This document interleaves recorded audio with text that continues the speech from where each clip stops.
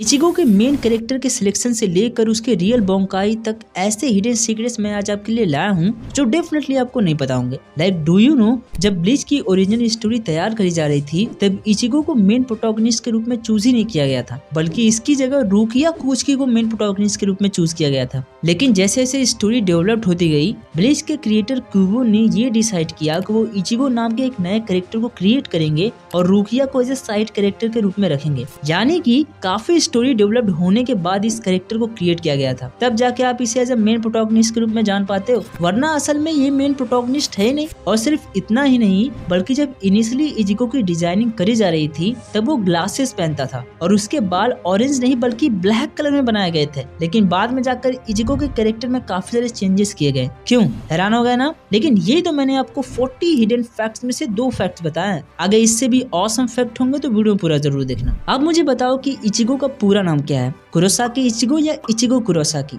असल में इनमें से कोई नहीं, बल्कि घंटों रिसर्च के बाद जो मुझे पता चला है उससे तो मैं भी हैरान हो गया, क्योंकि इचिगो का पूरा नाम इचिगो शिबा कुरोसाकी या इचिगो ऑफ शिबा क्लैन होता है और ये नाम इचिगो फैमिली के शिबा क्लैन से लिया गया है, जो कि सोल सोसाइटी की एक नोबल फैमिली होती है। अब ये मत पूछना कि नोबल फैमिली का क्या चक्कर है भाई, और वो भी सोल सोसाइटी में। तो भूलो मत कि इचिगो के डैड सोल सोसाइटी के एक इंपॉर्टेंट मेंबर रह चुके हैं और इसके साथ ही स्क्वाड 10 के कैप्टन भी रह चुके हैं। पर चलो, अगर इसको एक बार के लिए भूल भी जाते हो तो इसके लिए माफी, लेकिन इसे मत भूलना। बताता हूँ, हम सबको पता है कि इचिगो के पास काफी सारे पावर्स मौजूद होते हैं, लेकिन सबसे पहला उसका सोल रिपल वाला पावर ही सक्रिय होता है, जबकि सबसे पहले तो उसकी क्विंसी वाली पावर सक्रिय होना चाहिए था ना। लेकिन ऐसा नहीं होता है, क्योंकि इचिगो की क्विंसी पावर उसके डैड के सोल पावर की वजह से निष्क्रिय रहती है। पर पता है, स्टोरी की सबसे बिगेस्ट सीक्रेट तब रिवील होती है जब इचिगो को पता चलता है कि उसकी मदर असल में क्विंसी होती है। लेकिन इससे भी ज्यादा शॉक तब लगता है जब उसे अपने जान पाक्टो के बारे में पता चलता है। लेकिन अगर आप भी जान पाक्टो को ध्यान से देखोगे तो वो युहा बाहा के फेस से मैच करते हुए दिखाई देगी, जो कि सच में मेरे लिए काफी शॉकिंग मूवमेंट होती है। तो चलो इसके स्वॉर्ड के बारे में ही बात करते हैं। इचिगो का जान पाक्टो वैसे तो चेंज होता रहता है, लेकिन जब आइजन के साथ फाइट होती है तब हमें लगा था कि जान पाक्टो का ये फॉर्म यानी माइगेत्सु फाइनल फॉर्म होता है, क्योंकि भाई वो काफी पावरफुल भी होता है और इसी की वजह से आइजन मात भी खा जाता है। लेकिन क्या अगर मैं आपसे कहूँ कि ये इचिगो का मोस्ट पावरफुल वेपन होता ही नहीं है। युवा से फाइट के दौरान इचिगो का बॉन्ड कहीं टूट जाता है और उसके बाद वो ट्रेनिंग ले जाता है, जिसमें कि उसका ट्रू जान पाक्टो उसे मिलता है, जो कि डुअल विल्डिंग जान पाक्टो होता है, यानी कि एक की वजह 2 जान पाक्टो देखने को मिलता है। और ये सबसे स्ट्रॉन्गेस्ट जान पाक्टो माना जाता है, क्योंकि अगर आप इस जान पाक्टो को ध्यान से देखोगे तो छोटा वाला जान पाक्टो उसके सोल रिपर पावर से आया होता है, तो वहीं बड़ा वाला उसके हॉलो फॉर्म से आया होता है। वैसे क्या आपको पता है कि इचिगो का बर्थडे कब आता है? जी हाँ, जन्मदिन। तो इचिगो का जन्मदिन जुलाई 15 को होता है और सबसे अमेजिंग बात तो ये होती है कि जब वो अपनी सोल रिपर पावर को पाता है तब उसके जन्म से लेकर अब तक पूरे 15 साल हो चुके होते हैं। अमेजिंग कोइंसिडेंट है ना? बट ये तो कुछ भी नहीं है। क्या आपको पता है कि पूरे ब्लीच सीरीज में इचिगो एकमात्र ऐसा पर्सन होता है जिसने आइजन और युहाबा दोनों को हराया होता है, और ये दोनों ब्लीच के सबसे स्ट्रॉन्गेस्ट विलन होते हैं। पहले ही बता देता हूँ भैया, हल्के मत लेना इन्हें। उसके बाद इचिगो की पावर इतनी ज्यादा बढ़ जाती है कि उसको कोई भी हरा नहीं पाता है। But did you know about his marriage? Ichigo last में किसके साथ एंड अप हुआ, लाइक ओरिहिमे या रुकिया? ये काफी बड़ा सवाल भी रहा है और मुझे पता है कि आप भी इसके बारे में जानने के लिए काफी बेताब हैं, क्योंकि फैंस का भी एक काफी बड़ा सवाल है। तो वीडियो पूरा जरूर देखना, आपको इसका जवाब जरूर मिलेगा। वैसे आपने इचिगो के हॉलोफाइड मास्क के बारे में एक चीज जरूर नोटिस किया होगा कि जब भी इचिगो उसे अपने से दूर फेंक देता था तब पर भी वो उसके पास ही मिलता था। इचिगो को ये बात पहले तो नहीं पता चलती है, लेकिन बाद में हम देख पाते हैं कि इचिगो को ये बात पता चल जाती है। इसके साथ ही इचिगो को जितने भी गहरी घाव लगती थी या उसको जितने भी इंजरीज होती थी वो सब उसका मास्क ही रोकता था। जी हाँ, एनिमे की शुरुआत में आपको शायद ये थोड़ा कंफ्यूज करे, पर धीरे धीरे रिवील हो ही जाता है। अगर आपने एनिमे देखा है तो आपको ये देखने को मिला होगा। आपको पता है कि ज्यादातर ब्लीच फैंस ये सोचते हैं कि इचिगो के ऊपर जितने भी अटैक होते हैं उसको जानगेत्सु अपने ऊपर ले लेता है, बट बिलीव मी, एनिमे और मांगा पढ़ने के बाद जो फैक्ट मुझे पता चला है वो सच में आपका भी दिमाग खराब कर देगी। देखो, इचिगो के बॉडी में टोटल 2 सोर्स मौजूद होते हैं, जानगेत्सु और hollow. 1000 year of blood war arc के दौरान अगर आप ध्यान से देखोगे तो आपको देखने को मिलेगा कि इचिगो का हॉलो फॉर्म एक्चुअल में उसे सभी अटैक से बचाता है, ना कि जान पाक्टो।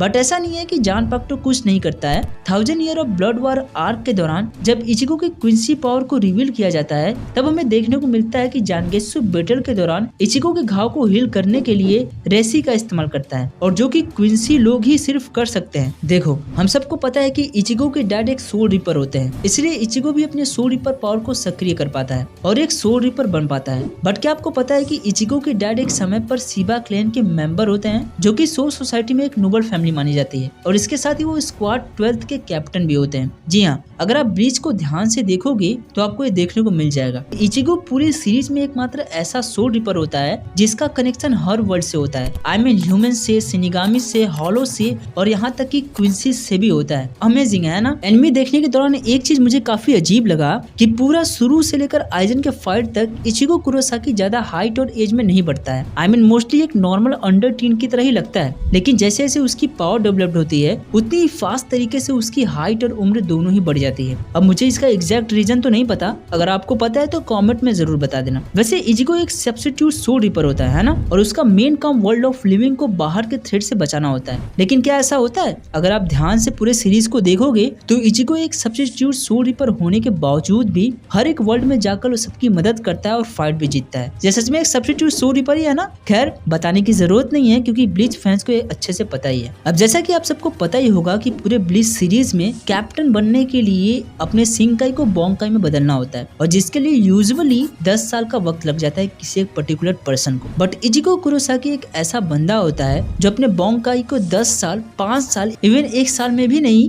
बल्कि सिर्फ कुछ दिनों की स्पेशल ट्रेनिंग से हासिल कर लेता है, जो कि अगेन उसे एक पावरफुल कैरेक्टर बनाता है। लेकिन ब्लीच में सिर्फ यही चीजें नहीं है बल्कि ऐसे ऐसे हिडन डिटेल्स मौजूद है जो आपने नोटिस नहीं किया होगा। जैसे कि जब कारिन यानी कि उसकी सिस्टर इचिगो के कमरे में आती है तब अगर आप इचिगो के दरवाजे पे ध्यान से देखोगे तो आपको नंबर 15 लिखा हुआ दिखाई देगा। दरअसल ये इचिगो के बर्थडे को बताता है, बट मुझे पता है कि आपने ये नोटिस नहीं किया होगा। बट चलो थोड़ा इचिगो के बोंकाई के बारे में बात करते हैं। एनिमे में आपने देखा ही होगा कि इचिगो एक काफी उत्साहित, ज्यादा सोचने वाला और थोड़ा एग्रेसिव टाइप का दिखाया गया है, जो कि सही भी है। लेकिन क्या आपको पता है कि शुरुआती स्टेट में उसके बिहेवियर में काफी बदलाव किया गया था? बताता हूँ। कुबो ने शुरुआती में इचिगो को एक जेंटल बिहेवियर के रूप में क्रिएट किया था, लेकिन फिर भी ब्लीच के क्रिएटर कुबो ने ये डिसाइड किया कि वो इचिगो को ryukiya के बिल्कुल अपोजिट रखना चाहेंगे। इसलिए उन्होंने इचिगो को ऑरेंज हेयर, परमानेंट एग्रेशन और बेटर आई साइट दिए। पर मुझे पता है कि आपको ये नहीं पता होगा, है ना। आपने एक चीज तो देखा ही होगा कि इचिगो अपने स्वॉर्ड्स को बड़े ही आसानी से उठा लेता है। इनफैक्ट वो जैसे चाहे वैसे अपने जानपाक्टो को इस्तेमाल कर लेता है। तो आपके भी मन में एक बार ये सवाल जरूर आया होगा कि इचिगो इतने भारी भरकम स्वॉर्ड्स को इतनी आसानी से कैसे चला लेता है। तो जब मैंने घंटों बैठकर रिसर्च किया तब मुझे इचिगो के स्वॉर्ड से रिलेटेड कुछ कमाल की बातें जानने को मिली जो आपको भी जरूर जानना चाहिए। जब एक इंटरव्यू में ब्लीच के मांगाका से यही सवाल पूछा गया तब वो कहते हैं कि नहीं, जानपाक्टो काफी हल्का है, खासकर इचिगो के लिए। मैं आपको थोड़ा विस्तार में बताता हूँ। क्यों कहते हैं कि ब्लीच में मौजूद जितने भी जानपाक्टो हैं वो पर्सन टू पर्सन वेरी करता है। यानी कि इचिगो का जानपाक्टो क्योंकि उसके अंदर से जन्मा है इसलिए वो उसके लिए काफी हल्का होता है। लेकिन अगर उसके जानपाक्टो को यानी जानगेत्सु को अगर रेंजी उठाने की कोशिश करेगा तब वो नहीं उठा पाएगा। बिल्कुल ऐसे ही अगर इचिगो रेंजी के गाबीमारू को उठाने की कोशिश करेगा तो उसको भी उसे उठाने में परेशानी होगी। और ये चीजें कैप्टन और लेफ्टिनेंट पर भी अप्लाई होगा। पर मुझे पता है कि आपको ये नहीं पता होगा, तो इसी बात पर एक लाइक कर दो यार, इतनी सारी इन्फॉर्मेशन जो बताई। वेल, आगे बढ़ते हैं। वैसे ज्यादातर एनिमे कैरेक्टर का नाम जो होता है वही दिखता भी है, लेकिन इचिगो के केस में ऐसा नहीं है, बल्कि उसके नाम के कई मतलब होते हैं। चलिए शुरू से शुरू करते हैं। अगर आप उसके कांजी को ध्यान से देखोगे तब इचिगो का सिंपल मतलब स्ट्रॉबेरी को दर्शाता है। हालांकि रियल जापानीज लोगों के द्वारा काफी कम ही इस्तेमाल किया जाता है, लेकिन इस क्यूट नेम को एनिमे में फीमेल कैरेक्टर पे ज्यादा इस्तेमाल किया जाता है। लेकिन ये तो मांगा या राइटर के हिसाब से है। अगर इचिगो के हिसाब से देखा जाए तो उसके हिसाब से इचिगो 2 शब्द से मिलकर बना है, फर्स्ट इची और दूसरा गो, जिसमें इची का मतलब फर्स्ट प्राइज और गो का मतलब गार्डियन एंजल होता है। वहीं उसके फादर का कहना है कि इचिगो का मतलब वो जो दूसरों की रक्षा करता हो। साथ ही उसके नाम को 1-5 से भी रीड किया जाता है, जो कि आप उसके बेडरूम और उसके कपड़े पे भी देखे होंगे। अगर आपने एनिमे को ध्यान से देखा है तो आपको ये सारे हिडन डिटेल्स जरूर पता होंगे। अगर आप इचिगो को ध्यान से देखोगे तो आपको लगेगा कि पूरे ब्लीच सीरीज में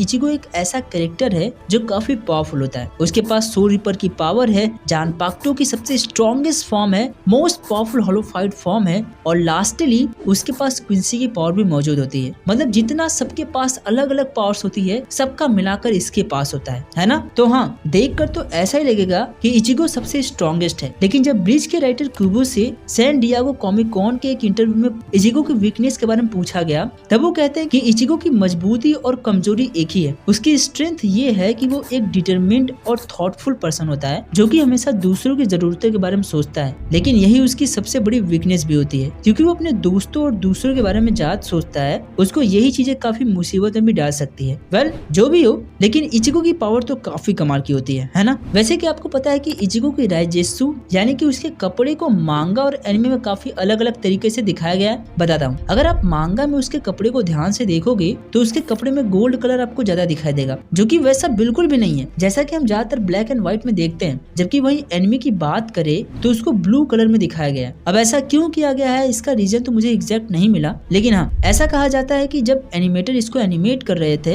या एनिमे में अडॉप्ट कर रहे थे तब उनको मांगा की कलर साइज उतनी अच्छी ना लगी हो और इसलिए उन्होंने इस कलर को बदल दिया हो। आपको क्या लगता है कि कौन सा कलर ज्यादा बेटर होता है? आप कमेंट करके बता सकते हो। अभी एक काफी बड़ी बात होती है जब उस पर्टिकुलर सीरीज का मेन प्रोटैगनिस्ट काफी पॉपुलर हो, जैसे कि इचिगो कुरोसाकी के साथ हुआ। First official shonen jump popularity के अंदर इचिगो ने अपनी फर्स्ट पोजीशन बनाने में स्थान हासिल कर लिया था, लेकिन जैसे जैसे समय बीतता गया वैसे वैसे इचिगो की पॉपुलैरिटी भी समय के साथ गिरती गई और वो नंबर 1 से सीधा नंबर 2 पर आ गया। फिर उसके बाद पोस्ट पर मौजूद लोग ब्लीच के फाइट पे ज्यादा फोकस करने लगे तो इचिगो को वापस से अपना रिडीम करने का मौका ही नहीं मिला। खैर जो भी हो, लेकिन इचिगो हमारे दिल में हमेशा रहेगा। लेकिन अब जो मैं आपको फैक्ट बताने जा रहा हूँ वो सच में एक राइटर के लिए बहुत जरूरी है जो आपको जरूर जानना चाहिए। ब्लीच के मांगाका कुबो को उनके एक फैंस का लेटर आता है जिसमें फैंस कहते हैं कि उन्होंने अपने बेटे का नाम इचिगो के नाम पर रखा है। आपको पता है कि एक राइटर के लिए कितनी बड़ी बात होती है कि उसके काम को लोग इतना ज्यादा प्यार कर रहे हैं। ये सुनकर कुबो थ्रिल्ड हो जाते हैं, लेकिन वो थोड़े नर्वस भी होते हैं क्योंकि उनको खुद ही नहीं पता होता है कि उनके काम का प्रभाव इतने लोगों पर इतना ज्यादा अफेक्ट करेगा। इसलिए वो डिसाइड करते हैं कि वो इचिगो के कैरेक्टर पे और ज्यादा हार्ड वर्क करेंगे। बिल्कुल वैसे ही अगर आप इचिगो की शुरुआती क्लोथ को ध्यान से देखोगे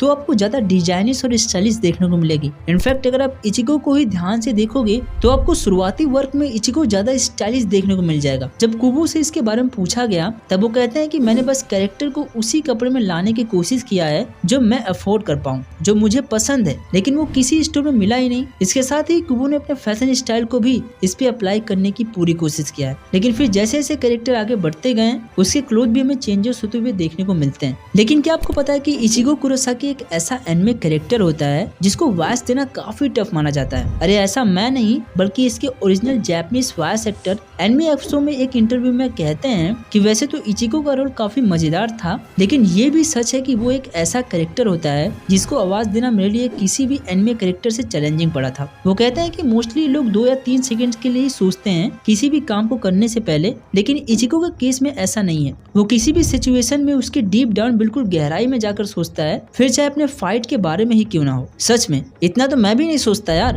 अगर आप ब्लीच के ओरिजिनल मांगा को ध्यान से देखोगे तो आपको खून खराबा वाली चीजें उसमें देखने को मिल जाएगी, लेकिन एनिमे के दौरान इसे सेंसर्ड कर दिया गया है, स्पेशली इचिगो के केस में। अब जरा इस सीन को देखो, जब इचिगो आइजन से फाइट कर रहा होता है तब फाइट के दौरान इचिगो का स्टमक यानी पीठ वाला हिस्सा डैमेज हो जाता है, लेकिन क्या आपको एनिमे में देखने को मिला? नहीं मिला होगा क्योंकि है ही नहीं। और यही चीज उसके अपोनेंट पर भी अप्लाई होती है। जैसे कि जब इचिगो और इक्विहोरा के बीच फाइट होता है तब फाइट के दौरान इचिगो को हॉलो फाइट फॉर्म इक्विहोरा के कटे हुए आर्म्स को उसके ऊपर फेंक देता है, लेकिन वहीं मांगा में उसके ऊपर एक बड़े से रॉक को फेंकते हुए दिखाया गया है। और यही नहीं, अगर आप मांगा और एनिमे को ध्यान से देखोगे तो आपको काफी सारी सेंसरशिप चीजें देखने को मिल जाएंगी, पर ये चीजें हम किसी और वीडियो में डिस्कस करेंगे। फिलहाल हम आगे बढ़ते हैं। आपको पता है कि जब इचिगो अपना हेयर कट करवाने हेयर ड्रेसेस में जाता है तब उसके ऑरेंज हेयर के बारे में काफी सारे फालतू सवाल किए जाते थे, इसलिए इन सब चीजों से बचने के लिए वो अपने बाल को अपनी छोटी बहन यानी यूजू से ही कटवा देता था। वैसे अगर आपने ब्लीच को ध्यान से देखा है तब उसमें इचिगो की फाइट ऑलमोस्ट सभी पावरफुल कैप्टन से एक न एक बार तो जरूर होती है, लेकिन जब एक इंटरव्यू में ब्लीच के राइटर कुबो से यही सवाल पूछा गया कि इसके अलावा वो किसको इचिगो के साथ फाइट में देखना चाहते हैं तब वो सबसे पहली बार तो सुनसे और यूकी ताके को चूज करते हैं, लेकिन बाद में वो काइजन को चूज करते हैं। लेकिन ये पॉसिबल तो नहीं था ना, क्योंकि काइजन इचिगो के सोल रिपर बनने के पहले ही मारा जा चुका था। और जब राइटर से इसका रीजन पूछा गया तब वो इसका सही जवाब नहीं देते हैं, लेकिन ऐसा माना जाता है कि काइजन और इचिगो में काफी सिमिलरिटीज होने की वजह से शायद राइटर ने ये चूज किया होगा। काइजन आपको याद है ना? नहीं पता तो आपको बता दूं कि ये अपने समय के 13 स्क्वाड डिवीजन के फॉर्मर लेफ्टिनेंट होते हैं और रुकिया कुचकी के सुपरवाइजर भी, और ये काफी पावरफुल और डेडिकेटेड पर्सन होते हैं जस्ट लाइक इचिगो। वैसे फुल ब्रिंग आर्क के दौरान इचिगो एक सीक्रेट ऑर्गेनाइजेशन को ज्वाइन करता है कॉल्ड एक्सक्यूजन। अब वैसे तो इसका कहीं मेंशन नहीं किया गया है, but after tons of research मुझे पता चला कि इचिगो का रजिस्ट्रेशन नंबर 007 होता है और फैंस का मानना है कि ये चीज जेम्स बॉन्ड को दर्शाता है। अब देखो, बहुत सारे फैंस ये मानते हैं कि क्यूबो के लिए इतना मुश्किल नहीं है